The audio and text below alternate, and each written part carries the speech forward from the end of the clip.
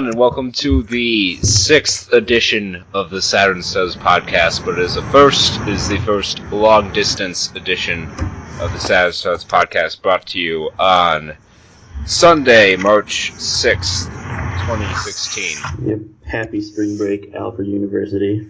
And others who are on Wave 1 spring break schedules. As always, I am Kurt. And I am Peter. And that doesn't change with distance or proximity, so we're good there. I guess some non-video game, comic book, or movie-related news that happened today and yesterday. Well, there's two pieces. I saw on the news today that Nancy Reagan died. Yep, I saw that. I saw that too. It's a downer. Yeah, that happened. Also, Conor McGregor lost UFC 196 yesterday. Ooh, yeah, I saw that. Wasn't that I saw a post on it. It was like the EA Sports curse strikes again. Yeah, I mean, he fought above his normal weight class, so that's never a good choice. Yeah, I didn't expect it to go super well, but it looked like he was going to knock this guy's ass out. I mean, he was just a bloody mess, but he ended up pulling it out. Diaz or Matt Diaz or something like that. It's a giant Cinderella story. Yeah, I guess. Well, I mean, he's the bigger dude, so I don't know. Much of a Cinderella story. But anyway, we had a topic that we were going to get to. We're going to get to it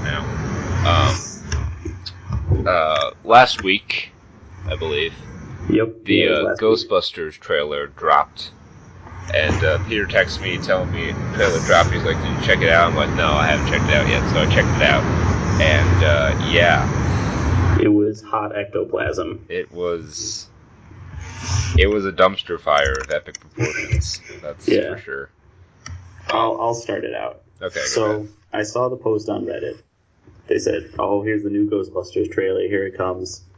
You know, and I didn't know what to expect. I'd seen it. I'd seen the poster before, and I was thinking like, okay, this might be okay, and it's not going to live up to the original, but it could still be okay. Yeah, and some people were doubting it. Yeah, I had heard about the idea that they were going to do a remake of Ghostbusters with an all-female cast. Like, I think even going back to 2013, I had heard that was an idea. My friend Nick was telling me, I'm like, well, that would just be stupid. And I thought they would realize that and not make it, but no, it's a thing. Oh, yeah. So I click the video link, and the first thing I hear is like the slow, epic version of the Ghostbusters theme song. And then the violins come in. I'm like, oh, it's ruined. Did they get Hans Zimmer to do this? I mean, what the hell's going on here? Yeah, they got Hans Zimmer Light. You know, the diet version. Yeah. They can't have all the calories of the regular Hans Zimmer. That's too much. And from that point, I just stopped caring. I was like, I watched the rest of the trailer, but I knew none of it was going to be good. Yeah. It's very rare that in a trailer for a comedy, not one laugh is elicited from me. And that was the case with this trailer. I did not laugh at a single joke they made. And usually, comedies, the trailer is the best. The trailer can misrepresent how good it is. So they put all the jokes in there that are funny. And if that's the best this movie has to offer, it's going to be a rough ride for anyone who goes to see it. Oh, and what they did, like, they didn't even put jokes in it. They put, like, the exposition to be like, this is Ghostbusters. No, I think they put some jokes in there, or what were supposed to be jokes. Quote-unquote jokes. Yeah. None of them landed at all.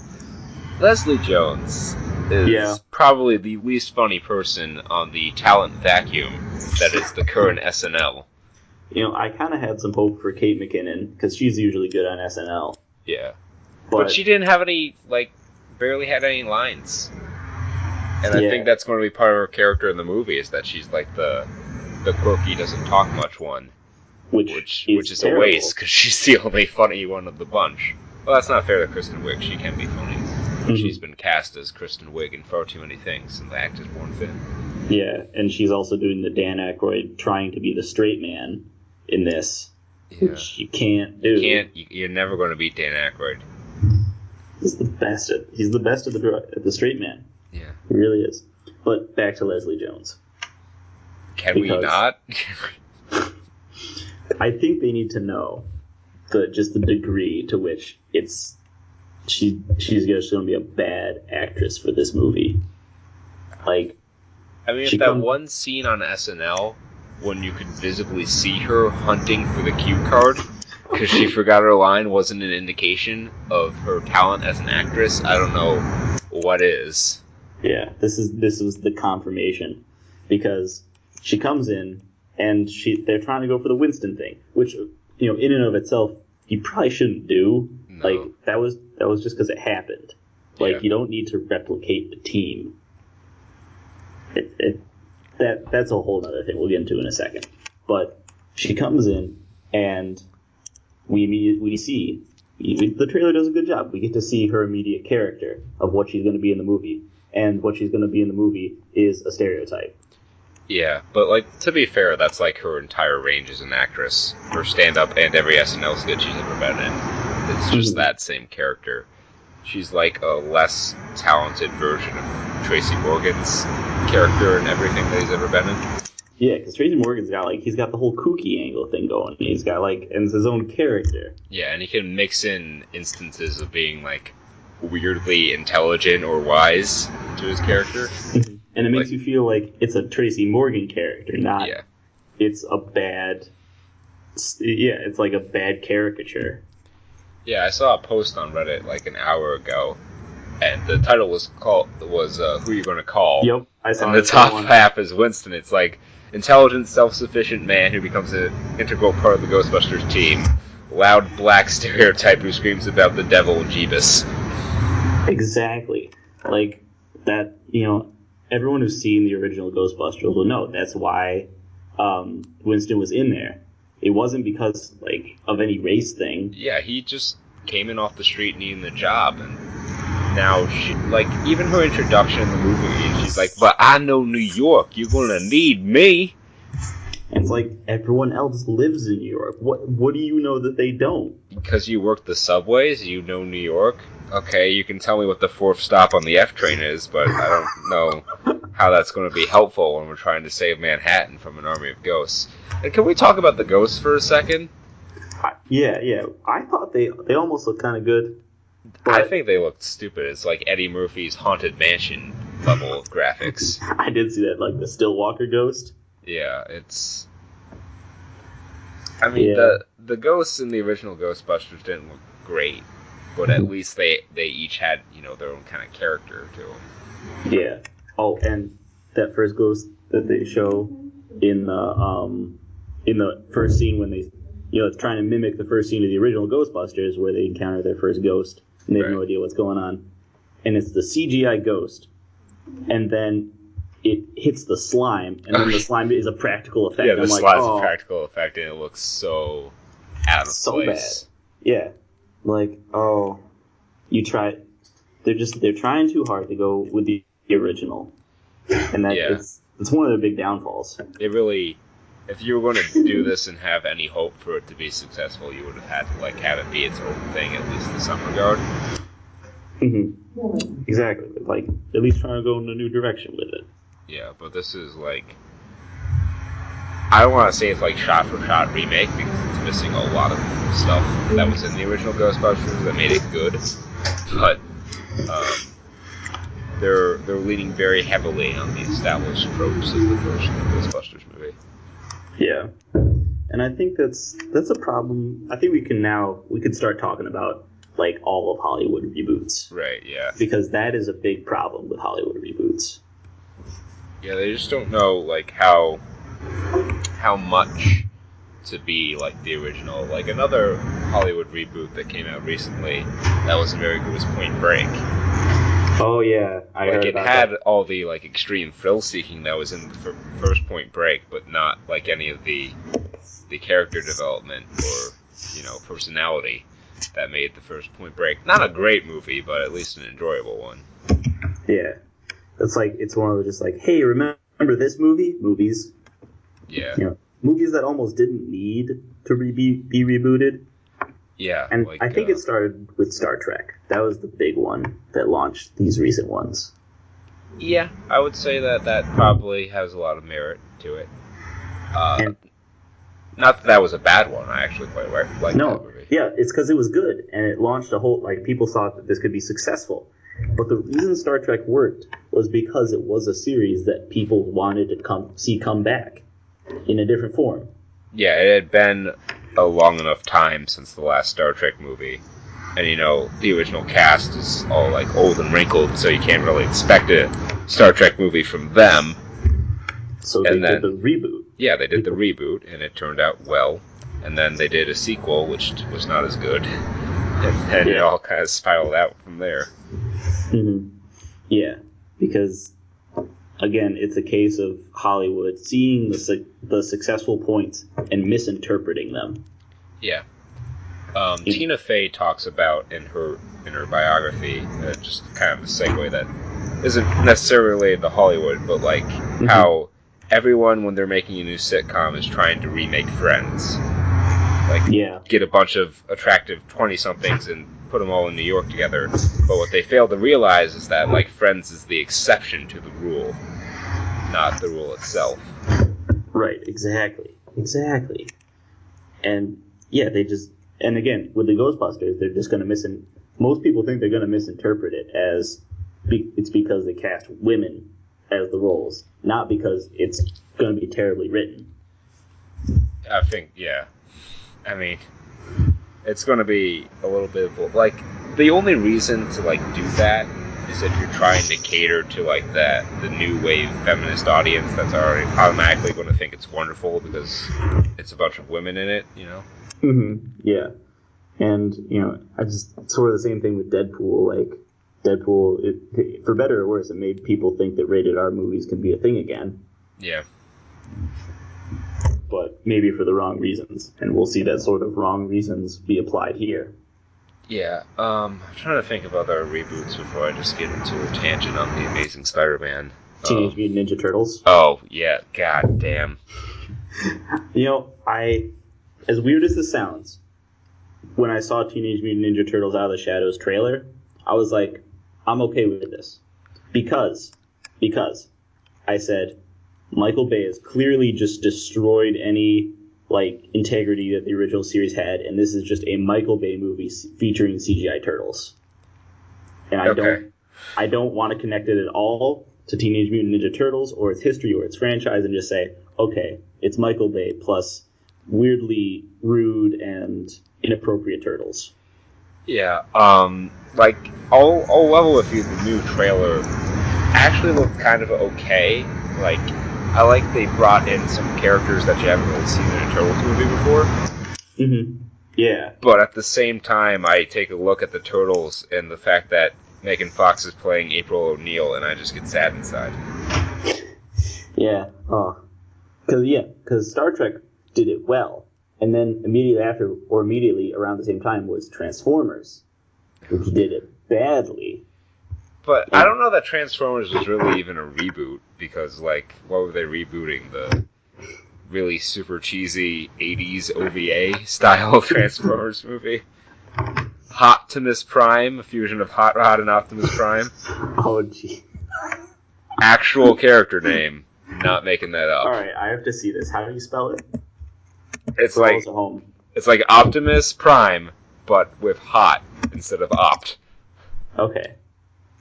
Hotimus? Something like that. Okay. Let me see.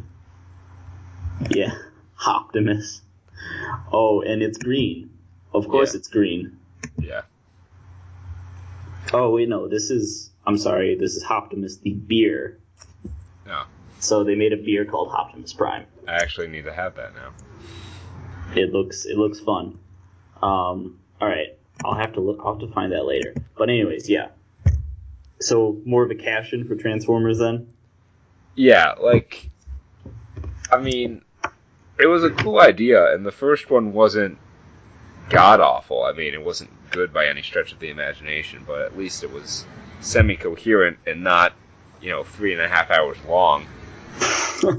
They corrected that problem real quick with the second one. Oh, that was 3.5 hours. I blocked it out. No, it's probably like 2 hours and 45 minutes, but that was 2 hours and 15 minutes too damn long. I really just wanted to walk out of the theater, but I had paid $11. Oh, I feel really bad. I went and saw Transformers 3, and they had the super ticket you could buy. Oh, God.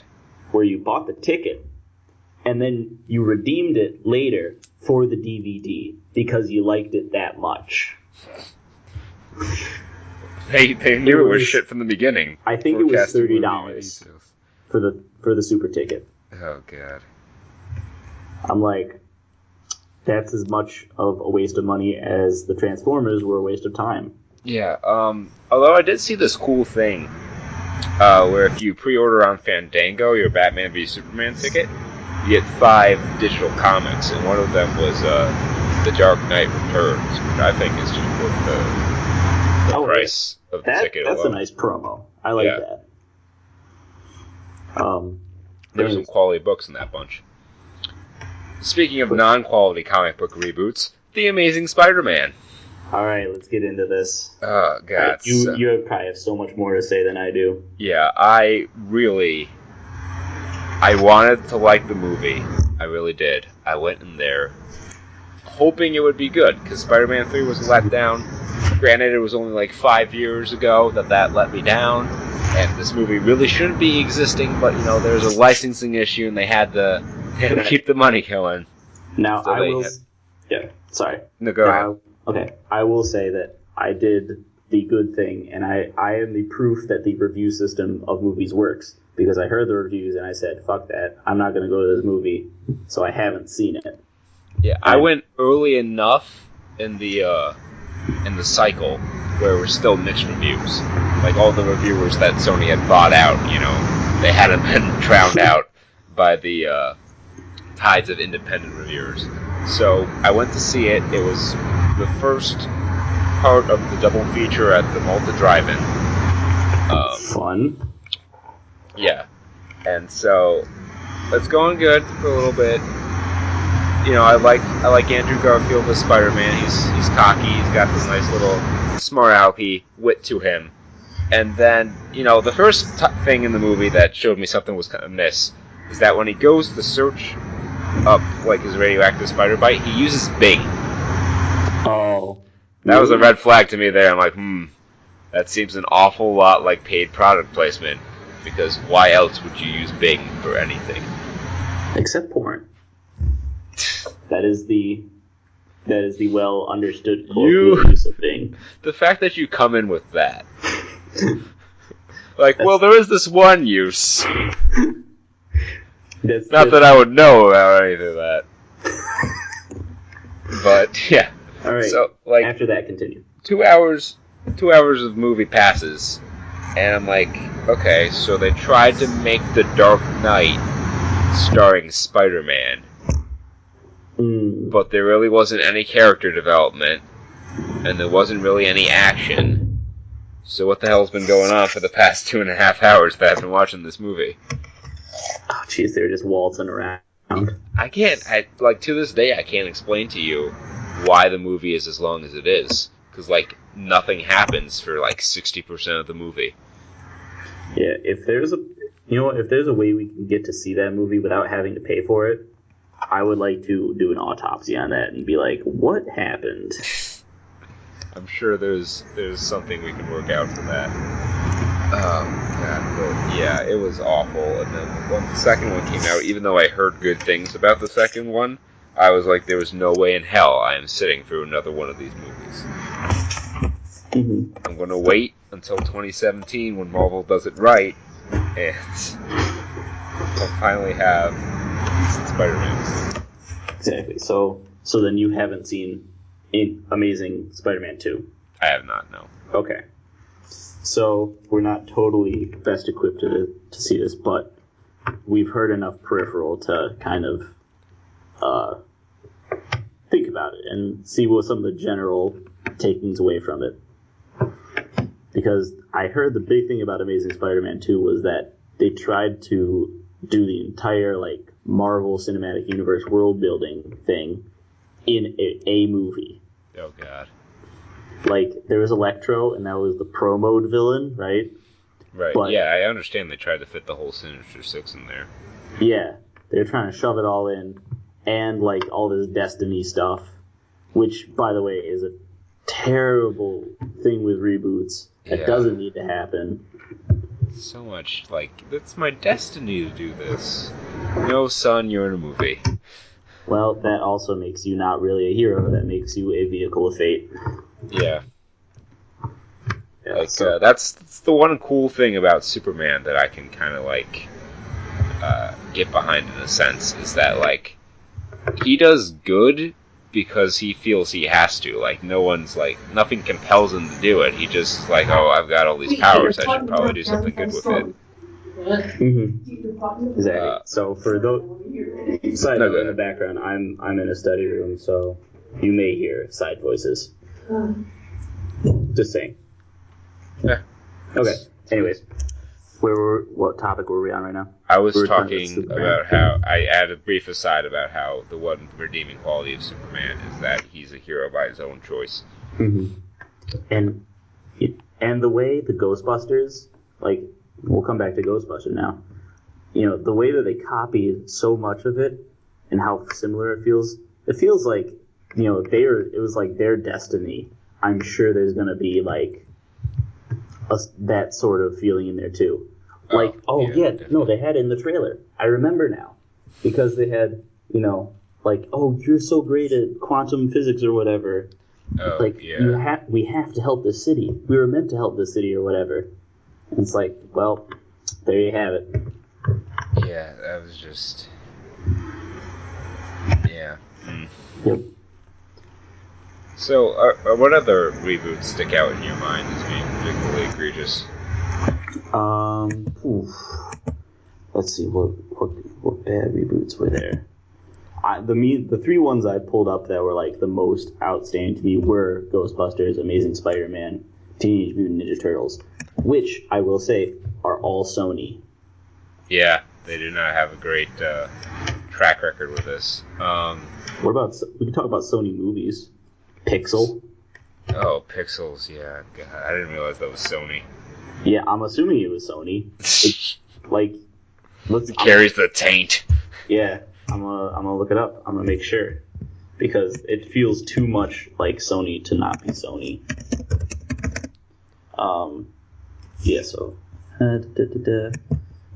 it just, I didn't see Pixels. You didn't? Do you see Pixels? Oh God, no.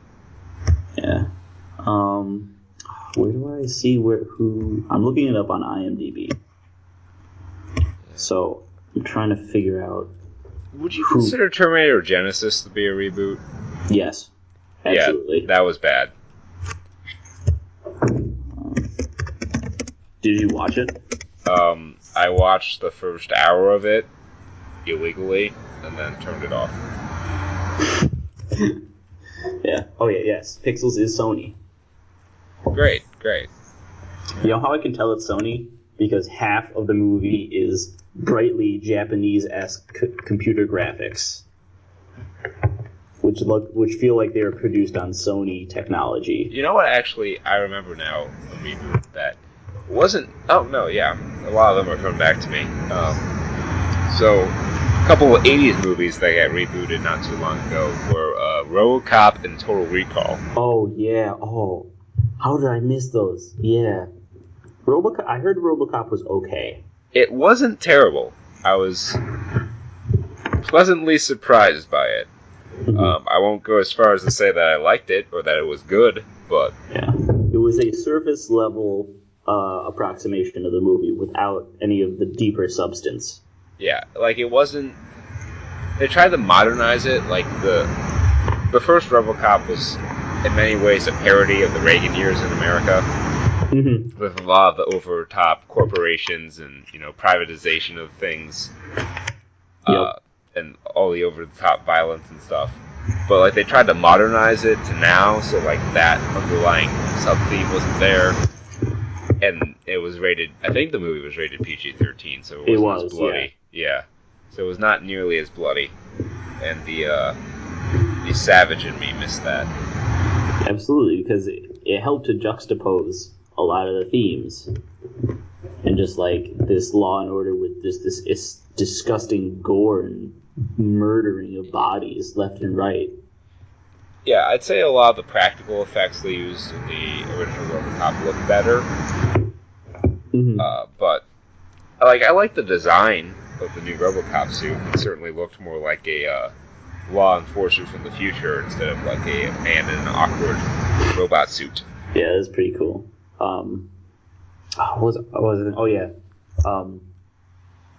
Yeah, so seeing RoboCop and all these 80s reboots, you can talk about Total Recall if you saw it. I saw the remake of Total Recall before I saw the original Total Recall. Okay. So I was like really intrigued by this whole concept of Total Recall. I thought it was a really interesting idea for a movie. Come to find out, there was an old Schwarzenegger movie in the 80s, and then it was a Philip K. Dick story before that. Yeah. But it was good. I actually kind of I liked the Total Recall remake a little bit better, simply because, as much as I love Arnold, he's very hard to understand sometimes. Yeah.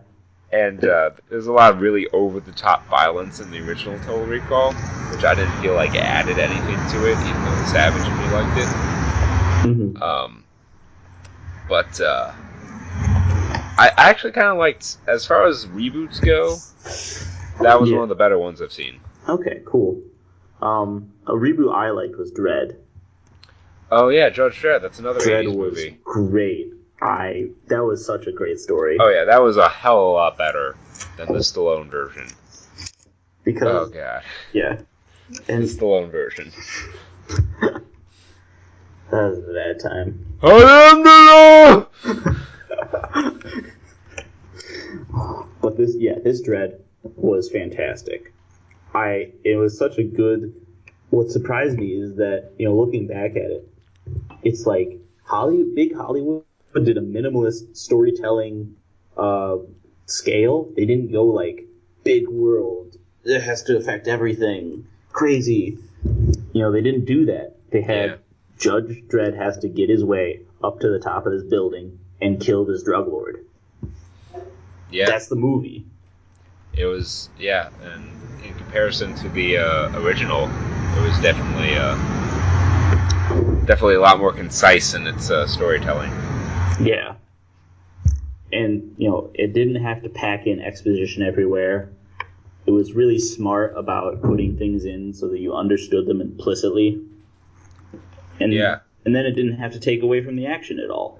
Yeah, I had forgotten about Judge Dredd, but I feel like that was even better, like, just on a whole, like, movie scale, even better than Total Recall. Yeah. What's the classification on Jurassic World? What are we calling that? Reboot or sequel? Sequel, but it's in the same vein. Yeah. It was okay. It did what it needed to do. I felt it was the tofu of reboot sequels, Yeah. I think the problem for me with Jurassic World was that, like, it captured the visual aesthetic of what Jurassic Park was, but completely whiffed on the underlying themes. Yeah, that's true, yeah. The first Jurassic Park. Like, they're stupid, but not in a flawed human way. It's a stupid because we were a stupid way. Yeah, and another thing was, it was a line. They called the dinosaurs monsters, right? And I think it's the same. I think her character was supposed to be the same little girl who called them monsters in the first one. But, then the doctor's like, no, they're not monsters, they're just animals. And then me as a kid watching Jurassic Park was like, oh yeah, I never thought of it like that. They're just animals. But no, it turns out they're monsters. Great. Jurassic World tells you. That was rough. I don't know. I remember watching the original Jurassic Park and thinking, when Dr. Hammond was talking about his arguments, and Jeff Goldblum's character, it's just Jeff Goldblum. Yeah, it's Jeff Goldblum. He was trying to remember. Yeah, and he was like arguing, like it was a real debate, and you could like I could see myself taking Hammond's side or Goldblum's side. I'd be like, there's some good points either side of here. Yeah. And then you figure out through the movie which who's right, and it plays out. Yeah. But here it's just like, we're money grubbing corporate people who want to make super dinosaur. Yeah, we'll make the holy shitosaurus, and everyone will love us for it. Yeah. Yeah, it was. I mean, it was a cool movie, but like there was just some really cheesy stuff in it. Absolutely. Like Chris Pratt, the Dino Master, was a little much for me. I know a lot of people were like, "This is really dumb," but I like it. And it was kind of a cool thing on its own. And it was very in Chris Pratt's mode because he'd been doing Guardians of the Galaxy, and he's on his like arc as being like the comedic but serious hero. So yeah, it was very comedy action star. Yeah, so it was totally in his vein. But to fitting in the movie, yeah, it was kind of dumb. Yeah, it just, I don't know. It seemed a little, like the whole concept of it was a little bit silly for me. But overall, I mean, I liked Jurassic Worlds enough, like as a monster movie, but as a Jurassic Park movie, I'm not so sure. I mean, it's definitely the second best Jurassic Park movie. That's not saying a whole lot because its competition is The Lost World and Jurassic Park 3. Mm-hmm. Absolutely. You just reminded me because you said monster movie. I want to pull up the cast so I don't whiff on any of the names. Godzilla 2014. Oh, fuck, yeah. Or as I like to call it, Godzilla for 15 minutes plus Bryan Cranston and his son. Although, technically, that would be a reboot of Godzilla 2000. Which was a much worse movie. From that one. Yeah. Oh. Who's the actor in that? Matthew Broderick. Matthew Broderick. Ferris Bueller himself in a Godzilla movie. Oh. It went about as well as you'd expect. Yep, I watched the Riff Tracks version. I went in and I watched. You know Riff Tracks? Yeah. Yeah. So for any of you who don't know, Riff Tracks is the guys from Mystery Science Theater 3000. Awesome show. You should totally watch. Yeah, totally. They pull up a live movie of like some movie that they've never covered on the show, and they basically make jokes over it. It's fantastic, and it made the movie so much better for me. It's such a bad movie. And that was another one where like you barely see Godzilla in it. But at least in that one Godzilla gets at least 20 minutes of screen time in her own movie versus Godzilla 2014 where it's just like, oh yeah. It's on the title. It brought you all here. I guess we have to show you some. We'll get there. And when they do get there, it's fantastic and amazing and the greatest thing ever.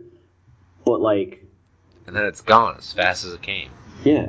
It's like having a jelly donut with a pea-sized amount of jelly in it. That bite where you get the jelly is great, but that's all you're getting. Yeah, and you have to wade through a bunch of shit to get to that point.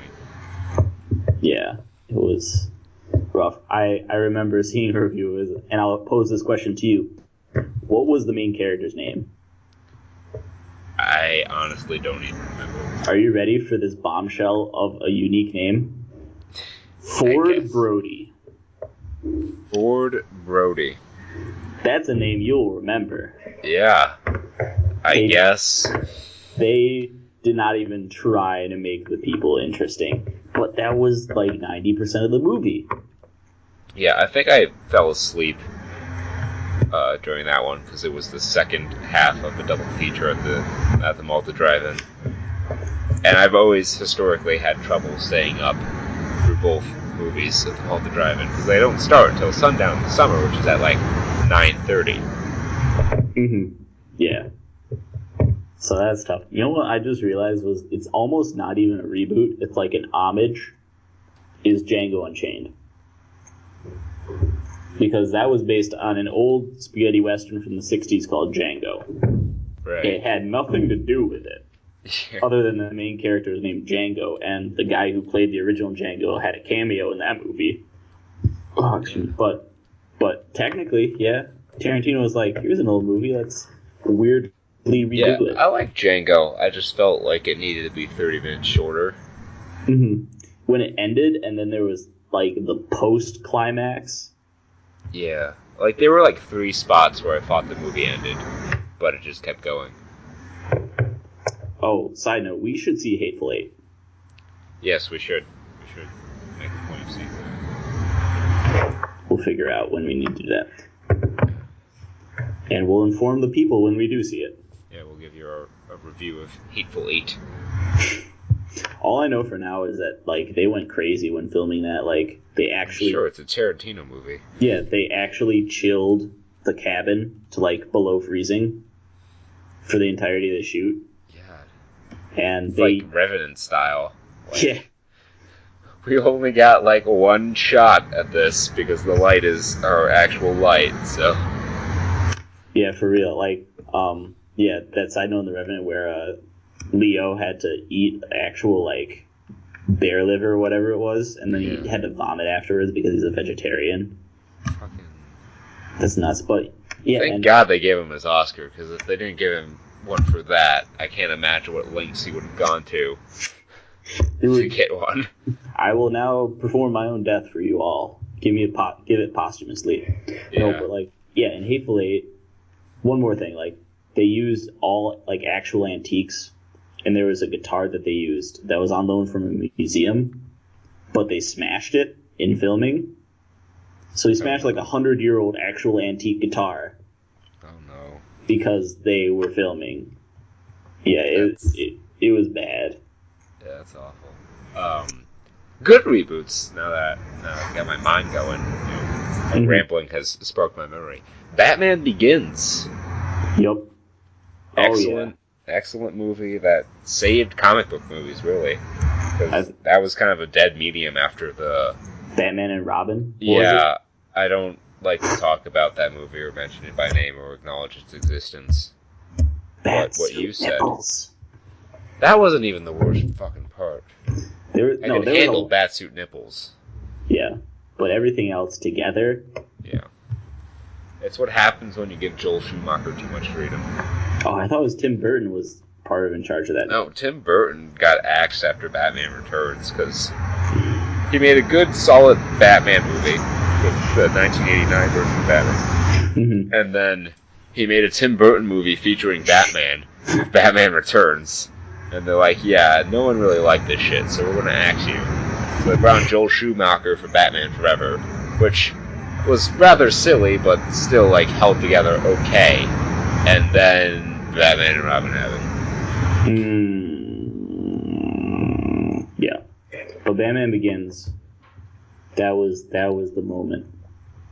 Yeah, that was just really... I actually kind of like...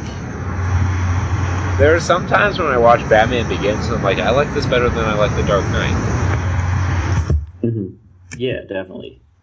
But then there are other times where I'm like, no, what am I talking about? It's The Dark Knight. Yeah. Because Batman Begins brought superhero movies back, but The Dark Knight made the modern superhero movie. Yeah, it made it, like, viewed as, like, legitimate cinema. Yeah, and they're like, we can actually be deep with this stuff. And then Dark Knight Rises was there, and, you know... I liked it. It was good, yeah. I felt like it had too much to live up to, and that hurt it. And I felt that some of the screenwriting was a little haphazard. Yeah, didn't they have to, like, rush it out because after Heath Ledger died right after, so they couldn't continue with all the story parts that they wanted to. Yeah, I'm not sure how that worked out. Like, I don't think they really had much gas left in the tank. Like, they were going to do a whole lot of other movies to begin with. Mm-hmm. Especially with how much, I think Christian Bale's deal was only for 3 movies, and how much he would have demanded to do it again would have been ridiculous. Yeah. That's why we have Ben Affleck as Batman now. Yep, and we're hoping for the best. I'm I did like that optimistic. Batman fight scene. Yeah, I'm optimistic. At first I was like, I'm not sure I really see it. But then again, not many people saw Michael Keaton, but he was really good as Batman. So I'm just going to roll with this. And my faith thus far has been rewarded. We'll see. I mean, we're going to see that movie in a couple of weeks, actually. Yeah, when's it coming out? Like the 20th or something like that. Oh, dang. It's pretty quick. Yeah, I mean, it's only a couple of weeks before we get back. Go back to school. Mm-hmm. Cool. March 25th. Word. So we'll also have that for you. Yeah, we'll have that review up for you. Probably immediately after. Double feature. Yeah. Two-parter. Two-part. Here with the double part. Boom. Oh, Superman. Now that I think about it, that's been rebooted a whole bunch of times. Oh, yeah. We had the bad in Superman Returns. Actually, let's rephrase that. The boring of Superman Returns. Yep. And then the I Am Jesus of Man of Steel. Man of Steel. Yep. And neither of them were Christopher Reeves. No. I laugh every time when I think about the fact that, with all of this advanced special effects technology we have now, we haven't made a good Superman movie since 1980. Because they knew they could actually make a good Superman plot. But now everyone's concerned with, like, the Superman as God thing. And they're trying to play way too much into that. Yeah. Whereas Superman 2 was great. We should watch Superman 2 sometime. Yeah, I'd just like to watch that. Like, we don't even have to, like, comment on it. No. Just be a fun thing. Go watch Superman 2, everybody. Yeah. Go watch Superman 2 and try not to say Neil before Zod for like 8 weeks afterwards. Yeah. Back when it was less super and more hero. Yeah. I feel that's a good assessment of like just movies in general today now. It used to be a lot more about the character. Like movies used to be for the most part very character driven pieces. And now it's more like the things the characters do, not why they do them. Mm-hmm. Exactly. And I will bring this back to Ghostbusters to kind of, I don't know tie if you it all want in here. Yeah, tie it all together. Think about Bill Murray's performance in Ghostbusters. He was dry, subtle, the zany guy in a series of straight men. Yeah, the reluctant hero, too. Mm-hmm. Who always had like a quick zinger that, maybe everyone didn't get, but not everyone had to get it, because if you got it, it was really funny. Yeah. It was worth not being able to reach the entire mass audience, which it still did, because they were good at their delivery. Yeah. It wasn't an esoteric joke. But what do we see in Ghostbusters 2016? We see bad gags, slapstick humor, very obvious jokes. Yeah, there's no real subtlety in the jokes of that movie. Yeah, I mean, it's really, a lot of people are probably going to be like, well, it's just a trailer, don't bash it until you've seen the movie, but if the trailer has me all like, don't know about that. Yeah. The movie doesn't have a whole lot of hope. At best, it'll have a scene that saves it. Like, it'll be a shining scene in the slop of a movie, because we've seen, at the very least, none of the things in the trailer are going away. Yeah, those are all going to be in the movie, for better or worse. Probably worse. So, let's call in the Ghostbusters and hope they can exercise. Yeah, seriously, they're going to have to, make another Ghostbusters to remove the ghost that was Ghostbusters 2016. So, I don't know why they thought that was a good idea, because even Ghostbusters fans like myself didn't like Ghostbusters 2, which had everyone from the first Ghostbusters in it. What chance does this movie have? So part of me says, if you want to go see some more, if you're feeling morbid, go watch the movie and watch how true it is. Yeah. See how our predictions stack up. I mean, we certainly won't pay money to see it, but you guys feel free to go ahead and do that. Yep. and we'll hear it all about it again when it gets there. Yeah, so I think that's going to about do it for this edition. This very rambly edition of the Saturn Episodes podcast. But we launched into our editorial topic like 5 minutes into this, so I think we kind of brought it all together. So thank you for listening, and we will see you next time. Bye-bye.